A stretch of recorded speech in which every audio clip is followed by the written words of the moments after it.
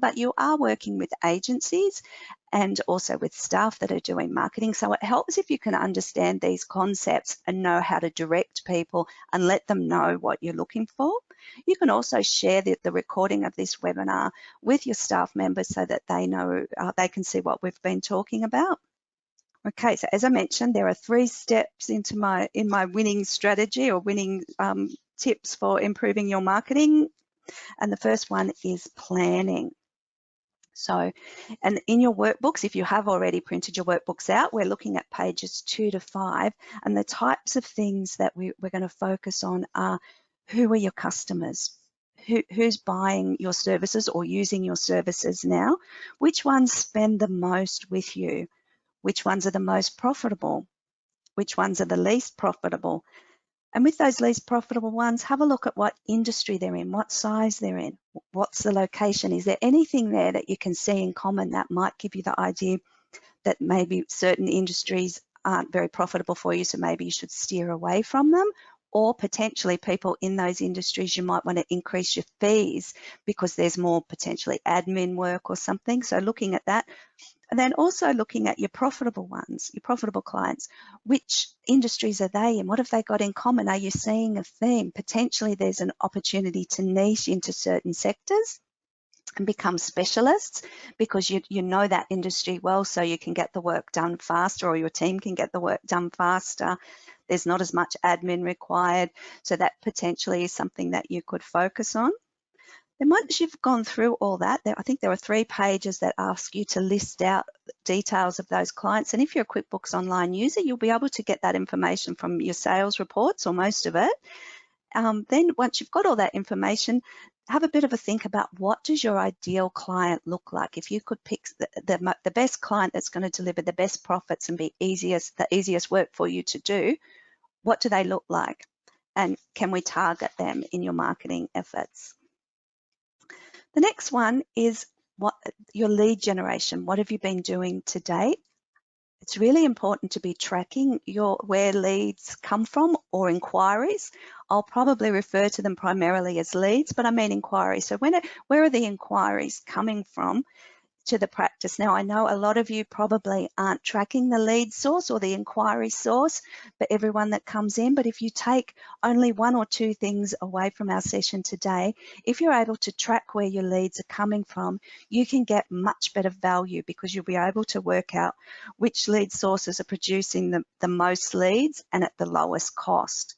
So consider putting that into action. So that's on your website.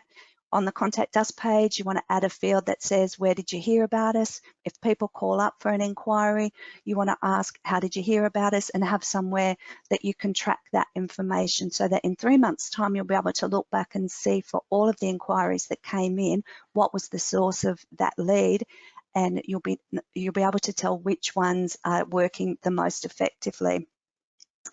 And the next thing we want to be looking at is the cost per acquisition.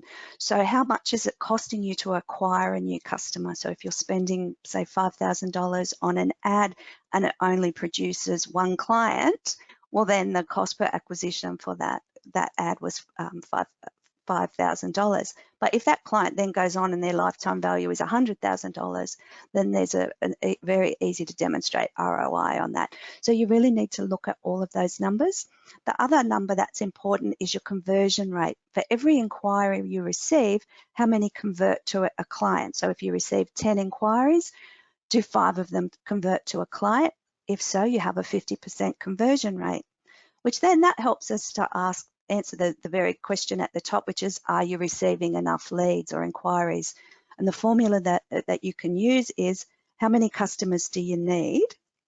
Look at your conversion rate. So if you need 100 new customers this year and your conversion rate is 50%, you need to be getting 200 leads into the practice.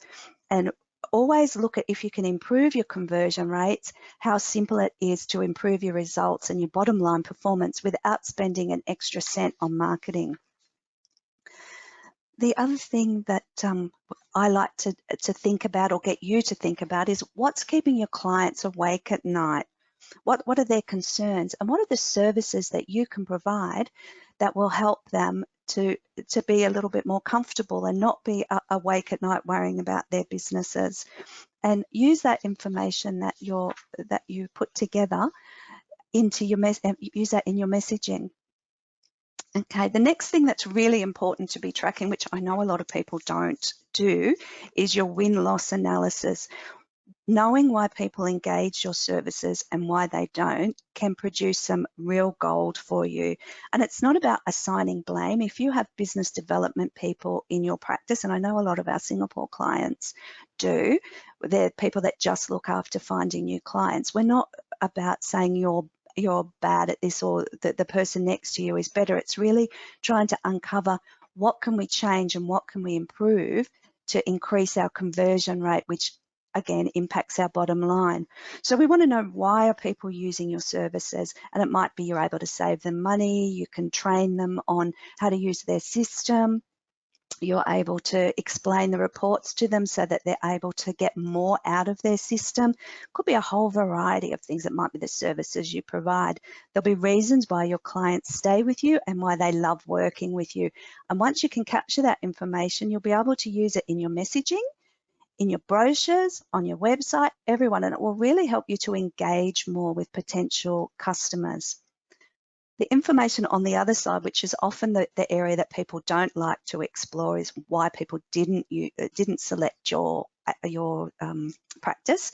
But there is some real value there in that information. And again, if you can improve your conversion rates, it will really impact your bottom line. So it might be something as simple as the person wanted someone that was a specialist in their sector, and it wasn't something that came up in the conversation you had with them. So you didn't mention that you specialized, or you had an accountant in your firm that specialized in that sector. So you didn't get the message across. So they went with another accountant when really you did have someone that could meet that need.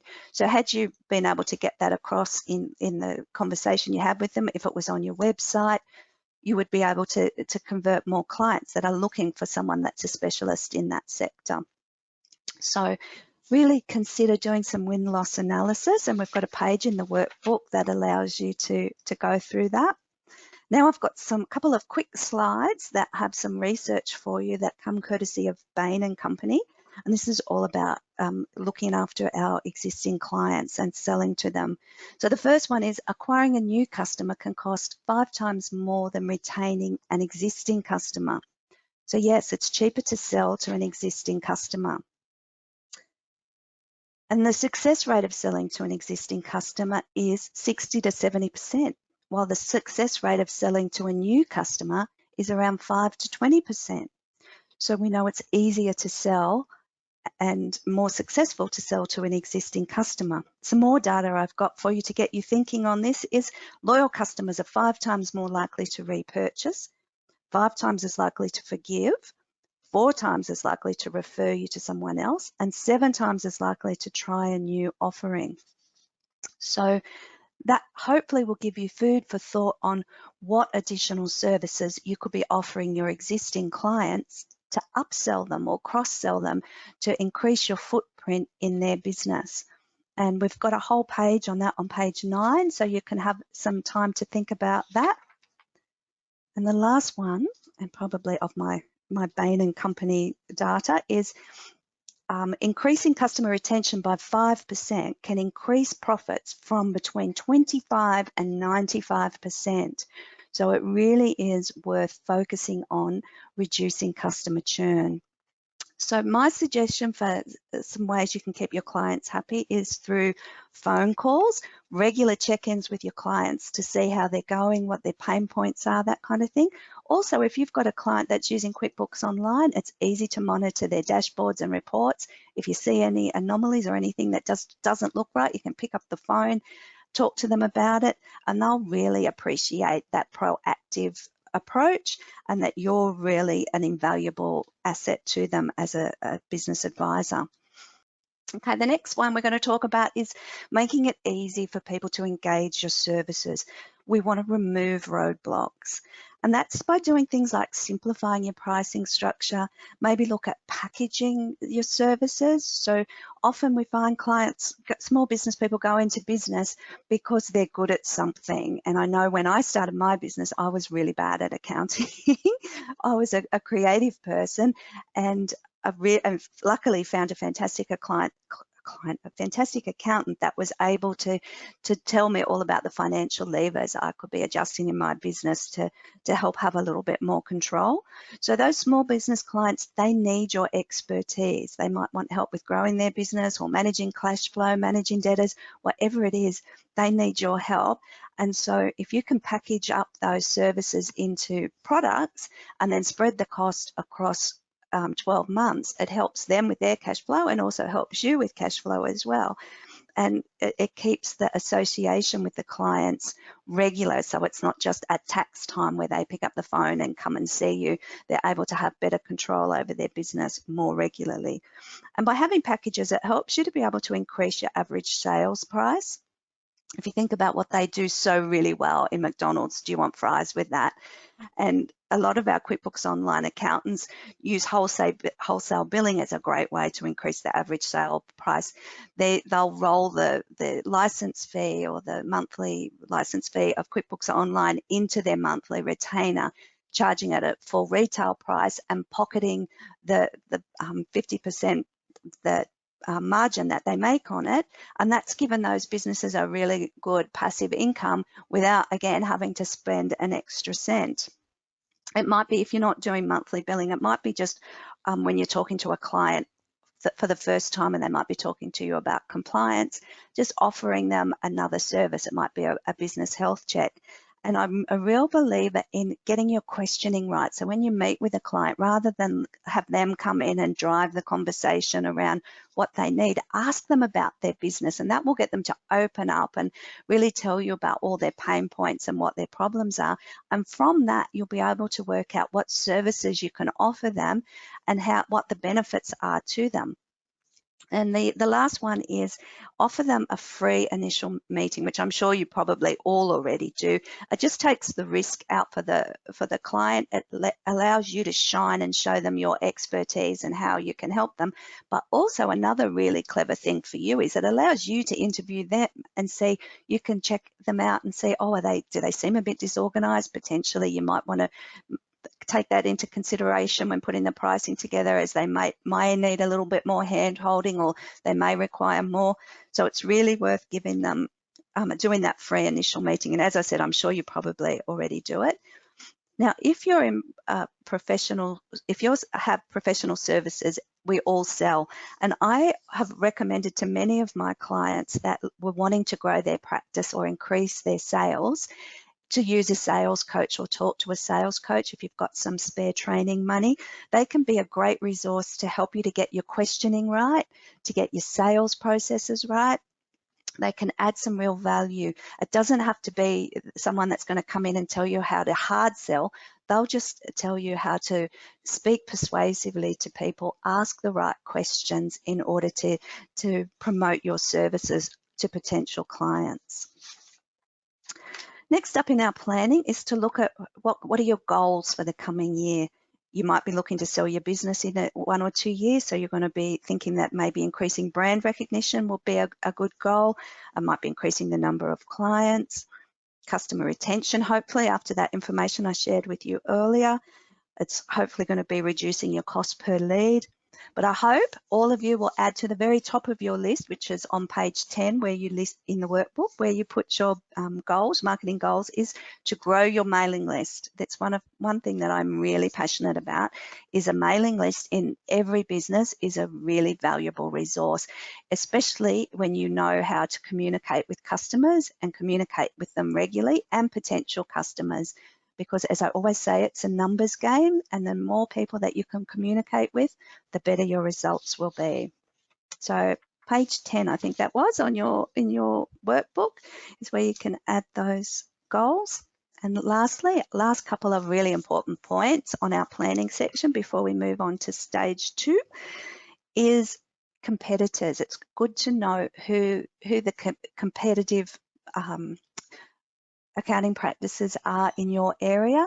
So when you've done your win-loss analysis, you may have noticed the accounts that you lost went to a certain number or a certain few competitors.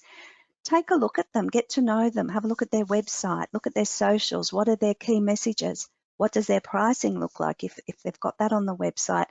I often find when I suggest this to people that they're pleasantly surprised when they look at competitors' pricing and see that there's a little bit of room for movement for them to do a price increase and still remain competitive. So it's really worth your time to understand a bit more about your competitors. The next one is your referral partners. For any accounting practice, they're a crucial source of inquiries. So you really do need to be tracking every referral partner you've got, how many leads or referrals are they sending through. Also think about how are you thanking them. It's a really important thing to acknowledge referrals and thank people for them. And then spending some time on how you're thinking about how you can increase referrals. We'll talk a little bit about that later on, but just something for you to think about. The next one is your key messages.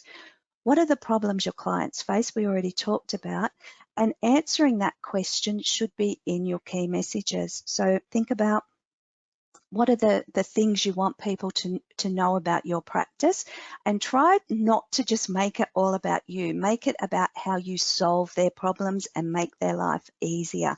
They should be your key messages, and then you use those messages on your website, in your email marketing, when you're talking to people. Share them with everyone in your practice to make sure that you're all singing from the same songbook. You're all using the same key messages. The next one I love is a SWOT analysis, and I'm sure you all have learned about SWOT analysis and use them all the time. I've popped one in on page 11 of your workbook, and I really recommend to you that you sit down in an informal way with your team members and go through and prepare a SWOT analysis. The amount of really powerful information that you can get from team members will be surprising to you. They'll have a different view of your business and a different view of the market, and encourage them to be open and honest when giving answers. I know sometimes in teams, people are a bit reluctant to be honest and talk about negatives, but that's where you can really find some value. So please do it in an informal way, maybe over a morning tea, have some cakes and some cups of tea or something, and get people to really relax and share their insights with you. And partner marketing is the last one. I'm also a huge fan of partner marketing. So that is doing joint marketing with business partners. So for example, if you've got a strong referral partner that's a lawyer that's sending you a lot of business, they have the same target buyer as you, you can be cutting the cost of your marketing, halving it by sharing the cost with a partner, and also doubling your access to new people or your exposure to new people. So using the lawyer example, that would be something like you might do a webinar in this instance because of COVID on business structuring, where they'll talk about the legal aspect of the various business structures, and you can talk about the financial benefits of different business structures and tax and all that kind of thing. And so you're able to benefit from each other's client base and potential client base, and also leverage the trust that your business partner has built up with their existing clients and potential clients. So have a think about who are some partners you could do some marketing with. And there's a section on page 12 of your workbook where you can answer that one. Okay, we're up to stage 2, which is pretty much where the rubber hits the road. Now we're going to talk about the sales funnel. Can I see your hands raised if you're familiar with the concept or the term of a sales funnel? Yep, some of you. Fantastic. If you're not, a sales funnel looks a bit like this. It's a term that's been around for many, many years. And it doesn't want to display. There we go. And there are 4 parts of the funnel. At the very top is someone joins your sales funnel when they become aware of your practice. They move through to engagement once they've visited your website, read your newsletter, or basically engaged with you. If they decide to consider your services, maybe they might come in for an exploratory, that free 1-hour meeting. They're in the consideration phase. And once they become a buyer, they engage your services. But the issue with the sales funnel, as it was in the traditional day, is that the person just dropped out the bottom and there was really no consideration for what happened to them once they became a client. So what's happened is we've transformed the sales funnel into what we call the marketing hourglass, and that really focuses on the customer retention and building expansion or expanding your services within your existing customers. And hopefully that this all makes sense after we looked at that research from Bain and Company about how easy and cheap it is to sell to your existing clients. So someone has purchased from you or decided to go ahead with your services, they start using your services, so you want to encourage them to maximize their use of your services. You want to take them down through to retention. You want to delight them, build trust and really engagement with them as a client. You want to expand your services by cross-selling and upselling them to get them onto your packages or to offer them new services as you release them. And then eventually the one place you want to get them to is advocacy, where they become referrers for you. And we're going to talk about shortly the importance of referrals. But it doesn't just stop there. They don't just drop out the bottom once they're happy and become advocates. We want to keep them becoming advocates and keep them referring to you. So we've got to keep focusing on retention and potentially further expanding into their businesses. In your workbooks, I've mapped out some various stages or various marketing tactics that you can do at each stage of the buyer journey there. And I've also dropped in a blank one so that you can customize it for your business. Unfortunately, we just don't have time to go into that one, but there's lots of ideas in the workbook for you. Now, I'm sure you're probably asking, with so much having changed in the last 12 months, what marketing tactics work for accounting practices? Well, some things haven't changed. Referrals are still the most important thing to most accounting practices. And according to the Harvard Business Review, 84% of B2B sales begin with a referral. People are 4 times more likely to buy a product when it's referred to them by a friend. And a referred customer has 16% higher lifetime value than a customer acquired through other methods.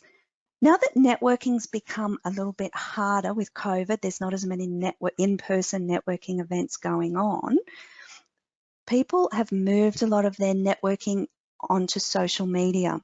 So social media is a great way to build your profile with potential clients.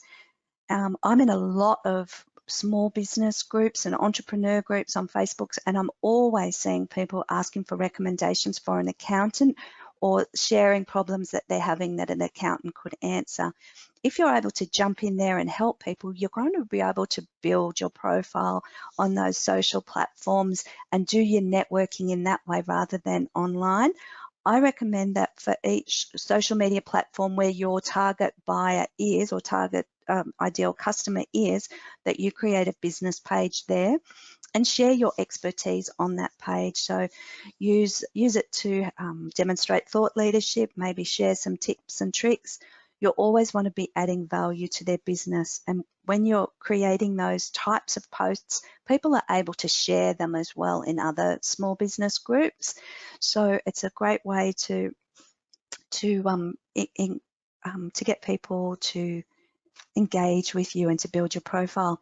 The last point there is to encourage reviews. I'm going to talk about reviews now.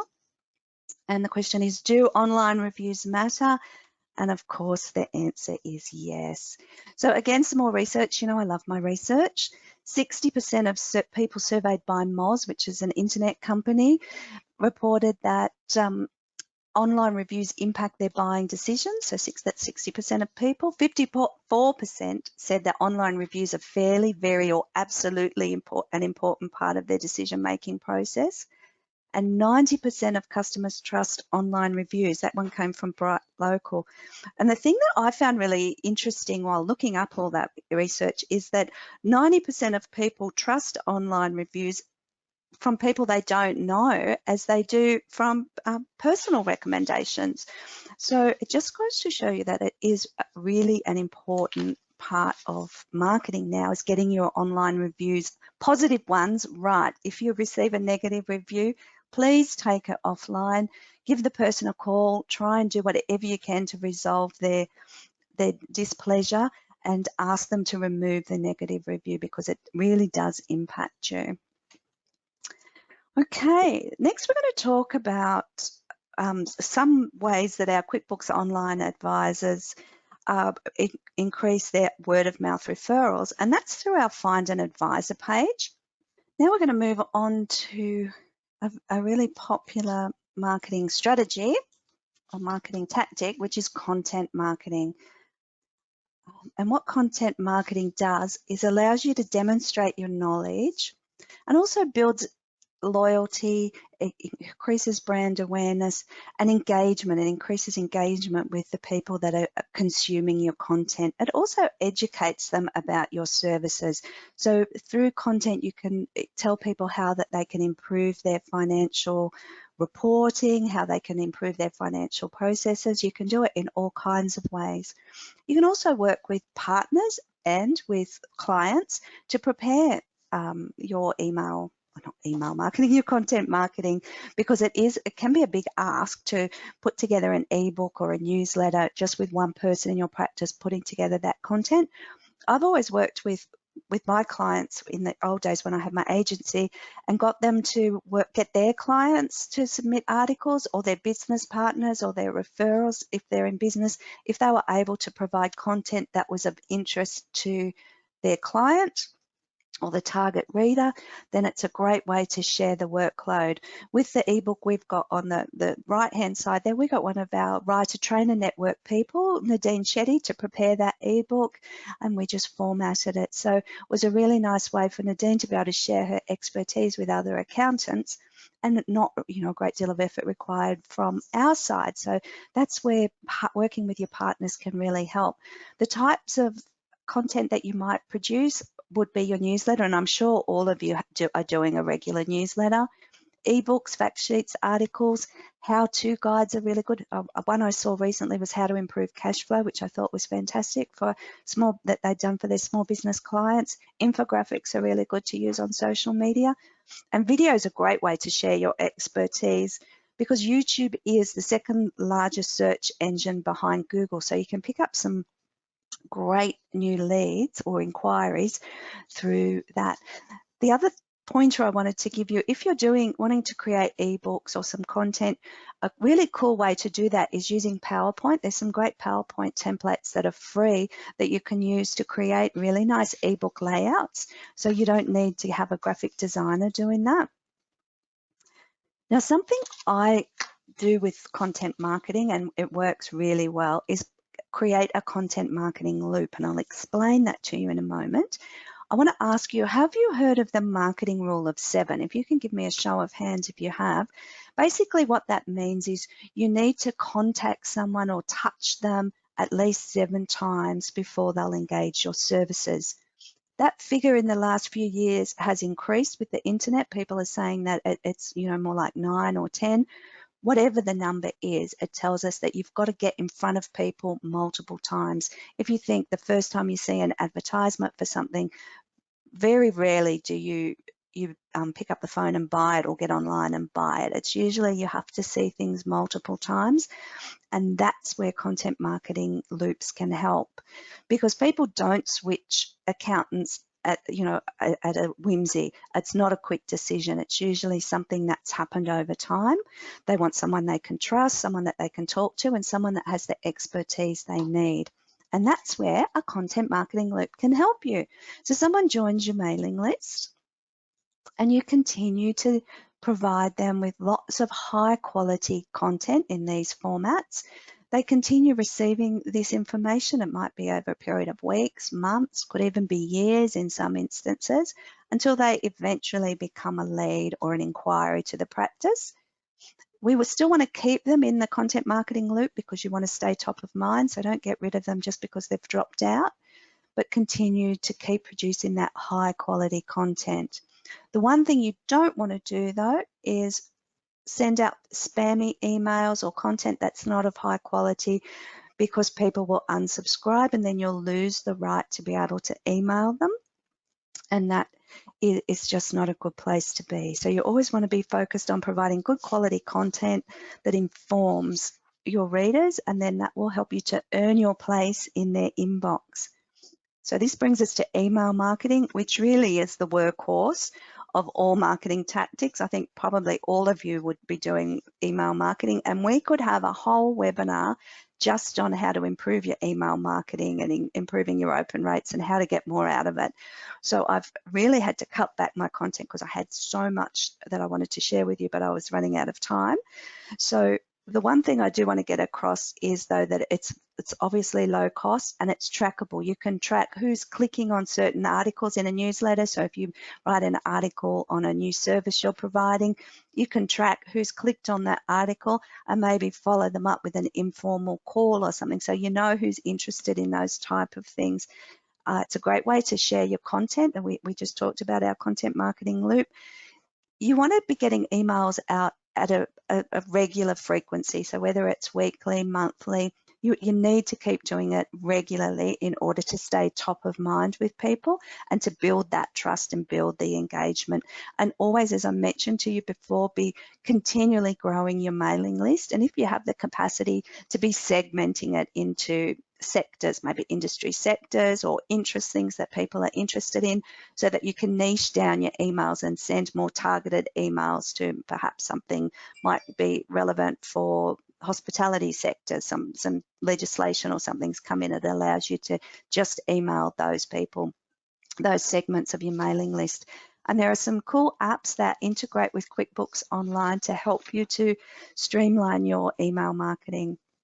So it's worth having a look at those. Okay, back to Karen's results, okay, Karen's surveys. This one is all about the buyer's journey. 60% of the buyer's journey is done online. And that is really, really scary to think about, that you don't know how many opportunities you've lost that have visited potentially your website and it didn't have what they were looking for, so they never picked up the phone. Buyers are more educated and want to lead the buying process these days. They want to do the groundwork before they speak to you, and that's why content marketing is really powerful and important to have on your website and be using. So that brings us to the next point, your website. Your website is now a marketing platform. In the old days when websites first came out, your website was really just a digital brochure, but now it needs to be so much more, because it is the first impression that potential clients have about you. All of the text on there needs to be done in a persuasive way, saying the messages that you want people to know about you. So I encourage you this week to take a look at your website with a fresh set of eyes, with a set of eyes of a potential client, and also think about, what do you want visitors to leave knowing or believing about your practice? Also think about, what information are they looking for? You want to make it easy to find, which brings me to my intuitive navigation point. There's a bit of a trend with some web designers these days to get a bit funky with the navigation, maybe put the menu at the side. People have become used to the standard of having a menu at the top. That menu has pretty standard things on it like contact us, about us, services. Use all of those standard things because it makes your website really intuitive to navigate, and it gives the impression that you're easy to deal with. Also, I recommend always having your phone number on the top of every page, because sometimes people will just visit your website just to grab the phone number. If you are a certified advisor, QuickBooks Online advisor, make sure you've got that logo displayed proudly so people can see your credentials. If you're on social media, include your social media links on the website so people can follow you and engage with you on social channels. Also remember that people view your website through their phone, through their tablets, and also through their desktops. So make sure, if your website's not been built in the last few years, that it's responsive to devices, and also test it, or get someone in your practice to test it on different types of phones to make sure it looks good on all devices. And lastly, make sure you've got Google Analytics and Google Search Console installed on your website so that you're able to track results. So many practices spend tens of thousands on websites and then never track the results. They don't know, other than if they get any contact us inquiries, they don't know where referral traffic's coming from. They don't know how long people spend on their website, how many pages are visited, all that kind of thing. So talk to your web developer and make sure they explain the reports and the information that's available either to you or whoever's responsible for your website, and always be looking to continually improve your website metrics. Okay, the next thing we want to look at is search. So people can search for your practice or find your practice on Google through a few ways, either through paid ads, which are the ones that appear at the top of a Google search, through organic search, which are the ones that appear at the bottom of the page and they're not showing on this screenshot, or through your Google business page. So I'm going to explain to you search engine optimization, which is how to get natural search results or unpaid search results on page 1. And how that works is all search engines have what we call a spider that reads your website and creates an index of what it's about. And that index is made up of keywords or phrases. So in this instance, the keyword is accountants. And by seeing how many times the word accountant appears on your website, it knows if the site's about accounting. Some people abuse that knowledge and then do what we call packing the text with keywords, which sometimes can make the website text unreadable, and that's not a great idea. You want the text on your website to be written for the reader. You want it to be written in a way that's persuasive and demonstrates your awareness of what their issues are, and also conveys how you can meet their needs in a really easy way. So it's also a good idea to design your website to convert. So always be capturing email addresses, offering your free initial meetings, that kind of thing. So never lose someone from your website before they leave you their email address, so you can nurture them. So having a call to action on every page that's going to capture an email address with some sort of special offer will really improve value. The next one we're going to look at is digital advertising. Google search is something that either works really well for businesses, I've found in my experience, or can be just a money pit.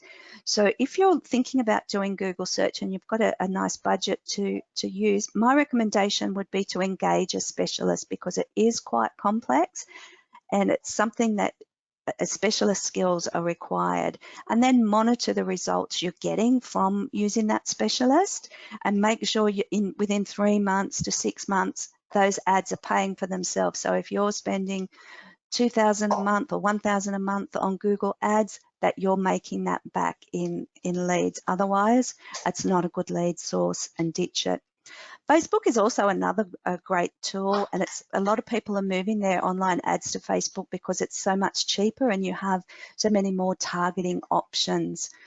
They also do remarketing, which Google does, which is if someone visits your website, they let a pixel's loaded onto their computer, and it allows Google or Facebook to display ads about your business to them because they've already visited your site. And you've probably seen that many times. I know I'm a huge fan of shoe shopping, and so I go to a shoe site, and then before I know it, everywhere I go after that, I'm getting ads for that website. So it's a really powerful tool, remarketing, and it hits that marketing rule of 7 really well, so helps you to stay top of mind. We're nearing the end. The last stage is to perfect. In order to get the most from your marketing spend, you need to understand what's working and what's not, and be doing more of what is working and less of what's not. So that one's my favorite Peter Drucker quote: if you can't measure it, you can't improve it. So if we do nothing else after today's session but be tracking where your leads are coming from, and so that you're able to know which campaigns are delivering value for you, so you can choose the tactics that produce the lowest cost per acquisition. The metrics that you might want to monitor, or that I suggest you be monitoring, is always link your metrics that you're monitoring to your marketing goals and your business goals, so that you're always working towards that last place that you want to be. You want to know where every lead's coming from, then the lead source, of course. Then you can calculate the cost per lead, and then, of course, the cost per acquisition. I always recommend meeting with your marketing team, web team, whoever's in charge or looking after all this once a month to go over the metrics that are important to you, which will be linked to your marketing goals. But the types of things I've always looked at are how many calls per month are we making to the clients, how many cold calls, to look where we're trying to call potential clients if you're doing some sort of cold calling campaigns, how many proposals or quotes are you generating each month, because that's always a sign of the number of leads or inquiries that are ongoing in your business. How many new clients are you bringing into your practice? How many website visitors, because that lets you know if you maybe need to be generating more traffic to the site. How much lead generation activity have you got going? There's some other metrics that you might want to consider tracking. I won't go through each of them due to time, but there's lots of things that you can be tracking. And I guess the message from this slide is track what's important to you, your practice and your goals. There's some cool ways that you can predict your results, and that's something that I find accountants always cringe at when they talk about marketing, because it is really hard sometimes to predict what the results are going to be and how to choose the right marketing campaigns. And the best way we can do that is by tracking the results, what I've been talking about throughout the session. So here's an example of how we might know how many email campaigns we need to produce to pick up 100 new clients in a year. So if we have 10,000 names on an email list, these are all small businesses, people in small business, and we know that the average response rate for our email marketing is 0.5%, we're going to get around 50 responses. If our conversion rate is 10% from any leads that come from email marketing, we know that we're going to get 5 new clients. Therefore, we need 20 email campaigns during the year to hit that number of 100 new clients.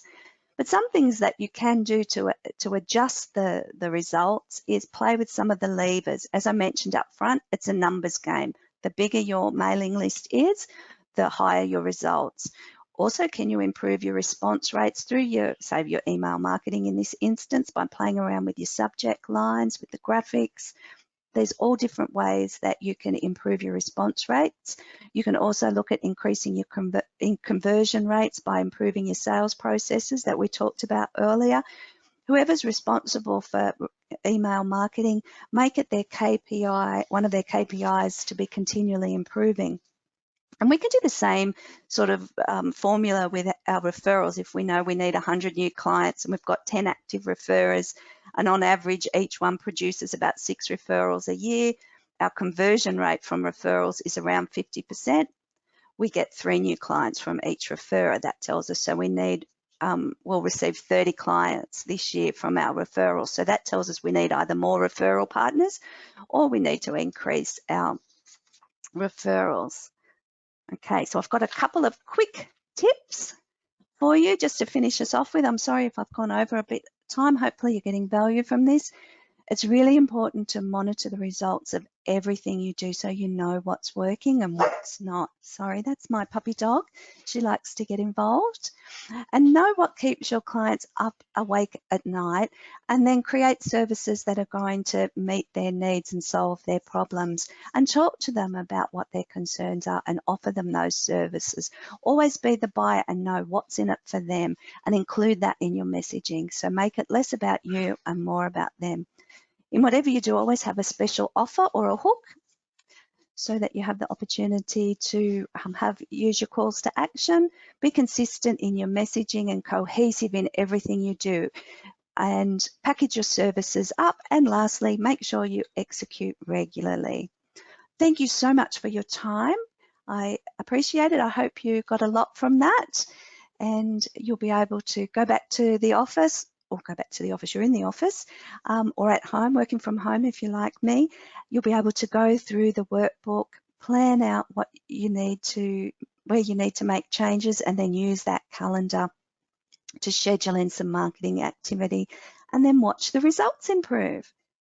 That's it for me. Thank you so much.